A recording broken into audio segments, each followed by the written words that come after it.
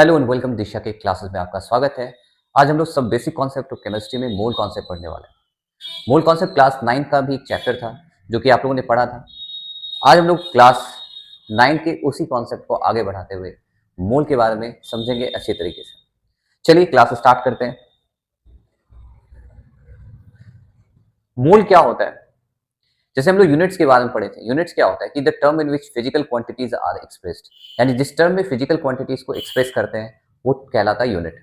जैसे अगर फोर्स को मेजर करना है तो यूज न्यूटन। सिमिलरली अगर मास को मेजर करना हो तो हम लोग यूज करते हैं किलोग्राम। टाइम को मेजर करना हो तो सेकेंड यूज करते हैं। उसी तरीके से अमाउंट ऑफ सब्सटेंस को अगर एक्सप्रेस करना हो तो हम लोग मोल यूज करते हैं। मोल ग्रीक वर्ड से ऑरिजिनेट हुआ है और ग्रीक में इसका अर्थ होता है हीप या कलेक्शन। यानी सिंपली हम कह सकते हैं अगर हम वन मोल ऑफ एटम बोले तो इसका अर्थ हुआ हीप या कलेक्शन ऑफ एटम्स। तो वन मोल को हम लोग कैसे डिफाइन करते हैं?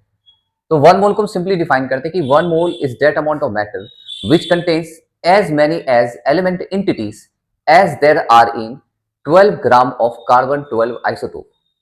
यानी कि वन मोल किसी भी मैटर का उतना अमाउंट होता है जो कि 12 ग्राम ऑफ कार्बन 12 आइसोटोप में जितने एलिमेंट एंटिटीज होते हैं उसके बराबर। जैसे हम लोग कॉन्सेप्ट में आता है, जैसे हम लोग वन डजन बोलते हैं तो वन डजन का अर्थ होता है एक दर्जन, यानी अ नंबर ऑफ 12। यानी अगर हम बोलते हैं वन डजन बनानास, इसका अर्थ हो गया कि 12 बनानास। सिमिलरली अगर वन डजन पर्सन कहते हैं तो उसका अर्थ हुआ 12%। सिमिलरली वन मोल जब कहते हैं तो वो होता है 6.022 इंटू 10⁻23 हाइड्रोजन एटम्स।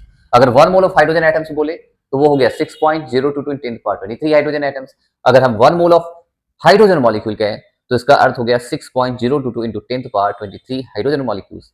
और सिमिलरली अगर हम वन मोल ऑफ वाटर कहें तो 6.022 इंटू 10⁻23 वाटर मॉलिक्यूल्स। अब इस पर्टिकुलर नंबर को हम लोग क्या कहते हैं? इस पर्टिकुलर नंबर को कहा जाता है Avogadro number and this number is named after scientist एमिलो अवगाद्रो। अवगाद्रो नंबर अगर पूछे what do you mean Avogadro number, तो वो होता है 6.022 इंटू 10⁻23। अब ये वन मोल ऑफ एटम अगर बोले तो 6.022 इंटू 10⁻23 एटम्स हो गया। अगर वन मोल ऑफ मॉलिक्यूल बोले तो 6.022 इंटू 10⁻23 मॉलिक्यूल्स हो जाएगा। ठीक है। इसी में एक टर्म आता है कि वन मोल जो होता है किसी भी एलिमेंट का, वो वन मोल किसी भी एलिमेंट का किसके कितने के बराबर होता है? तो यहाँ one mole of an element जो होता है वो होता है gram atomic mass of the element, और one mole of a compound जो होता है वो होता है gram molecular mass of the compound. Simple term अगर इसको समझे, सिंपल टर्म में हम लोग समझे इसको तो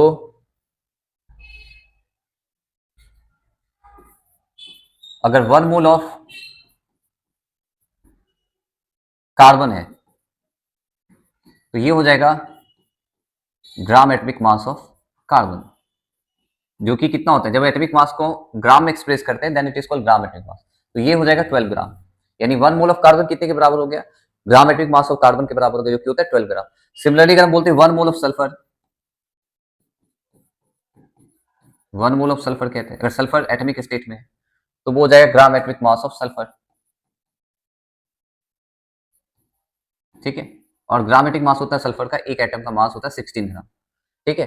तो जब हम एटमिक मास को ग्राम में एक्सप्रेस कर दे then it is called gram atomic mass. जैसे अगर हम पूछे what do you mean by gram atomic mass, gram atomic mass क्या होता है? ठीक है। ग्राम एटमिक मास क्या होता है? तो जैसे ग्राम एटमिक मास है इसको कहते हैं लोग ग्राम एटमिक मास। ठीक। तो when atomic mass is expressed in gram it is called gram atomic मास।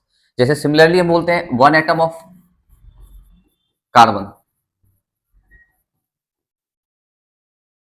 ये होता है 12 यू। यू को यूनिफाइड मास या एटमिक मास यूनिट भी कहते हैं। और one mole of carbon atom कह दे,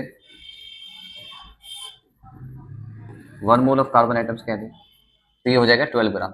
तो जब हम सिंपल एक एटम का मास लिखते हैं तो हम उसके लिए यूज करते हैं एटमिक मास यूनिट, यूनिफाइड मास यूज करते हैं। और अगर one mole of carbon atom से बोल दिए तो उसके लिए हम लोग ग्राम एटमिक मास यूज करते हैं। अंतर क्या होता है कि सिंपली एटमिक मास में यू यूज करते हैं, और अगर हम ग्राम एटमिक मास की बात करते हैं तो वहां पे यू को रिप्लेस करके जी यानी कि ग्राम यूज करते हैं हम लोग। ठीक है। अगर मॉलिक्यूल की बात करें तो ग्राम molecular mass of A molecule क्या होगा? ग्राम मोलिकुलर मास ऑफ मॉलिक्यूल भी है वन मोल ऑफ मॉलिक्यूल। ठीक है। जो ग्राम मोलिकुलर मास होता है किसी भी मॉलिक्यूल का, वो होता है 1 मोल ऑफ मॉलिक्यूल। जैसे gram molecular mass of water वो हो जाएगा 2 + 16 यानी 18 ग्राम। ठीक है, क्यों 2 + 16 हो गया? तो हाइड्रोजन का यहाँ मास होता है 1 और 2 हाइड्रोजन है तो 1 × 2 हो गया, और ऑक्सीजन का मास होता है 16, तो ये हो गया 18 ग्राम। तो ग्राम मोलिकुलर मास ऑफ वाटर कितना हो गया? 18 ग्राम हो गया। ठीक है, वही अगर हमको ग्लूकोज का निकालना हो ग्राम मोलिकुलर मास,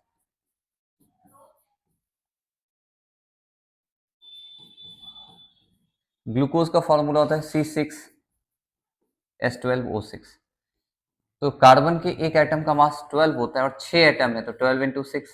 हाइड्रोजन के एक एटम का मास 1 होता है, 12 है, तो 1 × 12 + 16 × 6। इस सब को जोड़ दे तुमको आएगा 72 + 12 + 96 और ये आएगा 180 ग्राम। तो अगर हम बोले 1 मोल ऑफ ग्लूकोज, तो 1 मोल ऑफ ग्लूकोज कितना हो गया? 1 मोल ऑफ ग्लूकोज हो गया 180 ग्राम। ठीक है, 1 mole of glucose equal to 180 gram. ठीक है, इस तरीके से हम लोग बना सकते हैं। नंबर ऑफ मोल निकालने का तरीका भी होता है, अलग अलग फॉर्मूला यूज कर सकते हैं हम लोग, है ना। जैसे मोलर मास क्या दिए, तो मोलर मास क्या हुआ? The mass of 1 mole of a substance under given set of condition is called molar mass. और किसी भी एलिमेंट का जो मोलर मास होता है उस वो न्यूमेरिकली इक्वल होता है एटॉमिक मास के। और याद रखिए मोलर मास जब भी यूज करेंगे तो वहां पे यू के बदले ग्राम का यूज करते हैं हम लोग। और नंबर ऑफ मोल कैसे निकालते हैं? नंबर ऑफ मोल निकालते हैं हम लोग, नंबर ऑफ मोल निकालना हो एलिमेंट के केस में तो कैसे निकालोगे? Mass by gram atomic mass, mass by gram atomic mass. इस तरीके से नंबर ऑफ मोल निकाल सकते हैं हम लोग। कुछ एग्जांपल से समझते हैं। Calculate the number of atoms in the following.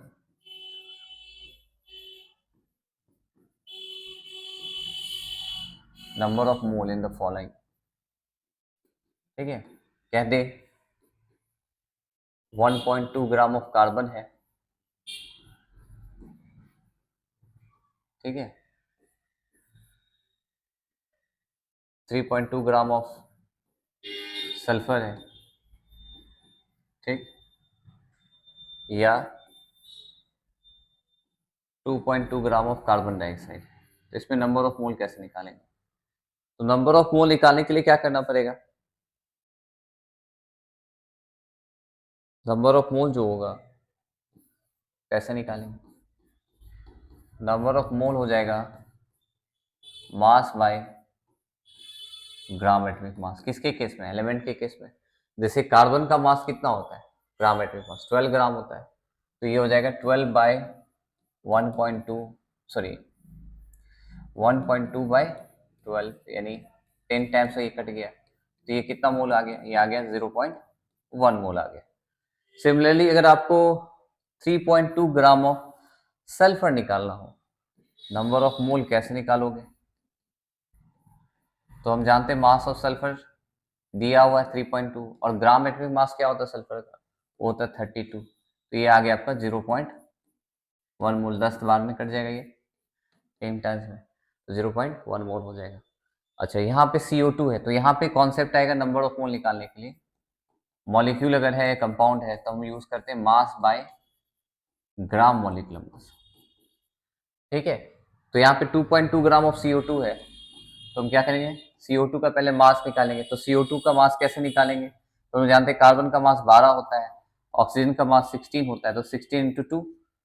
ठीक है, कार्बन का मास हो गया 12, ऑक्सीजन का मास हो गया 16 × 2, यानी ये क्या हो गया 12 प्लस क्या हो जाएगा 32 हो जाएगा, तो ये आ जाएगा 44 ग्राम आ जाएगा। तो 2.2 बाई 44 ये 20 टाइम्स कट गया यानी 1/20 मोल हो गया, है ना। तो इस तरीके से आसानी से सॉल्व कर सकते हैं हम लोग, है ना। अगर मान लो आपके पास कोई दूसरा कॉन्सेप्ट है, कह दे कैल्शियम कार्बोनेट।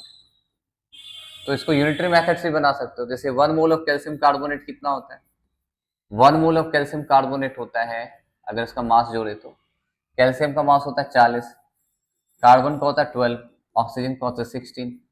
सॉल्व करें तो मेरे पास क्या आएगा, 40 प्लस 12 प्लस 48, यानी ये आ जाएगा 100 ग्राम।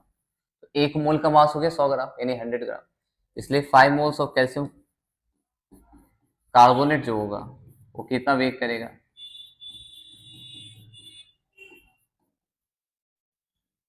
कितना करेगा, 5 इंटू 100 यानी 500 ग्राम करेगा, है ना। तो 5 moles of calcium carbonate will weigh 500 gram. ठीक है, अगर कह दे 0.2 मोल ऑफ ग्लूकोज कितना होगा, है ना। तो 0.2 मोल ऑफ ग्लूकोज, तो वेट तो या ग्लूकोज ले लो, और ग्लूकोज का मास कैसे निकालते हैं वही बताए थे पिछले बार, वो 180 आएगा, तो यहाँ से गुना कर दो, ये भी तरीके से निकाल सकते हो। वेट ऑफ ग्लूकोज हो जाएगा आपका 180 इंटू 0.2 यानी 36 ग्राम हो गया। इस तरीके से आसानी से कैलकुलेट किया जा सकता है विदाउट एनी डिफिकल्टी। ठीक है, कुछ और पॉइंट हम लोग डिस्कस करते हैं, कुछ और क्वेश्चन को डील करते हैं हम लोग, और उसमें से नंबर ऑफ मोल्स निकालते हैं। जैसे दिया हुआ है क्वेश्चन कि 10 ग्राम ऑफ कैल्शियम कार्बोनेट में नंबर ऑफ मोल कितना होगा, 16 ग्राम ऑफ कैल्शियम कार्बोनेट में कितना होगा, और 8.4 ग्राम ऑफ MgCO3 में कैसे होगा। तो कैसे निकालें, तो नंबर ऑफ मोल निकालना हो तो याद रखो mass of calcium carbonate by gram molecular mass of calcium carbonate. ठीक है, तो मास ऑफ कैल्शियम कार्बोनेट तो ऑलरेडी गिवन है 10। अच्छा, कैल्शियम कार्बोनेट का ग्राम मोलिकुलर मास कैसे निकलेगा, कैल्शियम कार्बोनेट है, कैल्शियम का होता है 40, कार्बन का होता है 12, ऑक्सीजन का होता है 16, जोड़ दे तुमको आ गया 40 प्लस 12 प्लस 48, यानी ये आ गया 100 ग्राम। ठीक है, तो ये हो गया 10/100, यानी कितना मोल हो गया, 0.1 मोल हो गया। ठीक है, सिमिलरली दूसरा हमारे पास सवाल है, दूसरा सवाल है नंबर ऑफ मोल, वो हो गया आपका 16। अब कैल्शियम कार्बोनेट का मास कितना हो, कैल्शियम का 40 होता है, कार्बन का 12 होता है, 2 कार्बन एटम है, यानी टोटल मास हो जाएगा 64। तो ये हो जाएगा 16/64 यानी 1/4 मोल हो जाएगा। ठीक है, फिर नंबर ऑफ मोल निकालना हो MgCO3 का, तो नंबर ऑफ मोल इसका कितना हो जाएगा, तो MgCO3 का मास गिवन है 8.4। अच्छा, MgCO3 का मास निकालते कितना होता है MgCO3, तो हम लोग जानते हैं MgCO3 का मास हो जाएगा, मैग्नीशियम का होता है 24, कार्बन का 12, ऑक्सीजन का 16, 16 टू 3 जोड़ेंगे तुमको 84 ग्राम आ जाएगा। तो हम क्या कर दिए 84, यानी ये भी 0.1 मोल निकल जाएगा। ठीक है, इस तरीके से सॉल्व कर सकते हैं हम लोग। और अगर हम नंबर ऑफ एटम दे रहे, क्या देखिए calculate the number of atoms in the following. ठीक है, इन द फॉलोइंग कितना होगा नंबर ऑफ एटम, जैसे कह दे 1 पॉइंट, कह दे 2.4 ग्राम ऑफ कार्बन, है ना, उसमें नंबर ऑफ एटम कितना होगा। तो पहले नंबर ऑफ मोल निकालो, तो नंबर ऑफ मोल पहले निकाल दो, कितना हो जाएगा 2.4/12 यानी 0.2 मोल हो गया। अब हम लोग जानते हैं कि 1 मोल में कितना एटम होगा, 6.022 इंटू 10⁻23 कार्बन एटम होगा, है ना। तो इसलिए 0.2 मोल ऑफ कार्बन में कितना होगा एटम, तो 0.2 कर दो इंटू अवगाड्रो नंबर से मल्टीप्लाई कर दो, यानी 6.022 × 10⁻23 इंटू 0.2। ये सॉल्व करोगे तो ये हो जाएगा 22 टाइम्स कट जाएगा, ये हो जाएगा 12.044 इंटू 10^22 एटम्स। ठीक है, या इसको अगर हम सॉल्व करके लिखे तो 1.2044 इंटू 10^23 एटम्स। ठीक है, इस तरीके से आसानी से निकाल सकते हैं। कई बार क्वेश्चन में दिया ये रहता है कि नंबर ऑफ एटम्स गिवन है and you will have to find out the number of moles, and how can you determine the number of moles on the basis of number of atoms और molecules given in the question. तो देखते हैं, जैसे अगर कह दे कि calculate the number of मोल,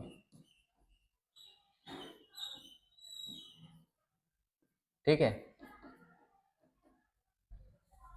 जैसे आपका तो दिया हो 6.022 इंटू 10^20 एटम्स ऑफ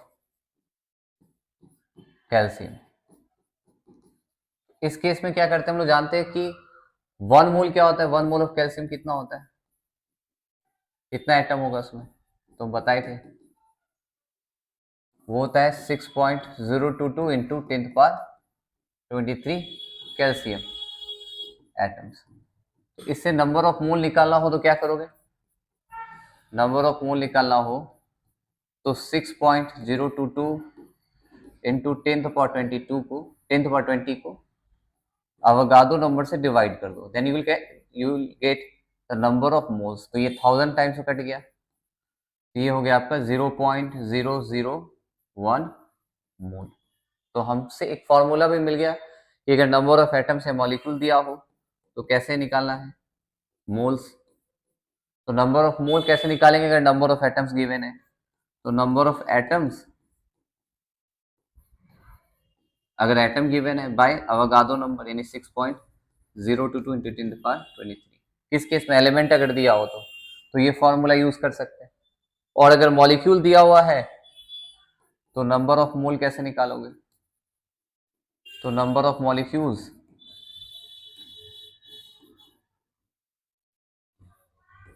बाय 6.022 इन 10^23 कर दो।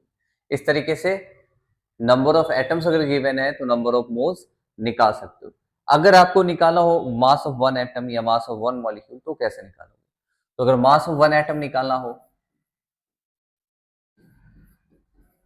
तो कुछ नहीं करना है, जिसका ग्राम एटॉमिक मास होता है एलिमेंट का वो लिख दो ऊपर, क्योंकि हम जानते हैं पहले ही बताए थे ग्राम एटॉमिक मास जो होता है वो 1 मोल के बराबर होता है, यानी 1 मोल में कितना एटम हो गया 6.022 इंटू 10^23 एटम्स हो गया। तो उसको अवगाड्रो नंबर से डिवाइड कर दो तो आपके मास ऑफ वन एटम आसानी से निकाल सकते हो। जैसे मास of one atom of calcium क्या दे, है ना, कैसे निकालोगे, तो कैल्शियम का मास कितना होता है 40 और अवगाड्रो नंबर से डिवाइड कर दो, लगभग ये आ जाएगा, अराउंड आ जाएगा 6.625 इंटू 10^-23 ग्राम। अगर एक मॉलिक्यूल का निकालना हो mass, mass of one molecule निकालना हो तो क्या करोगे,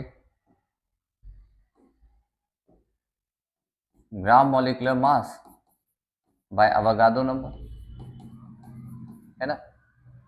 जैसे अगर कह दे 100 gram of calcium carbonate, sorry 1 molecule of calcium carbonate, है ना, तो मास ऑफ वन एटम कितना हो जाएगा 100 बाय अवगाड्रो नंबर। तो इस तरीके से हम आसानी से निकाल सकते हैं। ये आ जाएगा 1/6.022 इंटू 10^-21 ग्राम। कुछ और क्वेश्चन को डील करेंगे हम लोग नेक्स्ट क्लास में। आज के लिए बस इतना ही। अगले क्लास में हम लोग मोलर वॉल्यूम पढ़ेंगे, एसएटीपी पढ़ेंगे, एसटीपी पढ़ेंगे और अदर टर्म पढ़ेंगे और उसको मोल कॉन्सेप्ट के क्वेश्चंस को सॉल्व करेंगे। ठीक है, आज के लिए बस इतना ही। जय हिंद, मिलते हैं।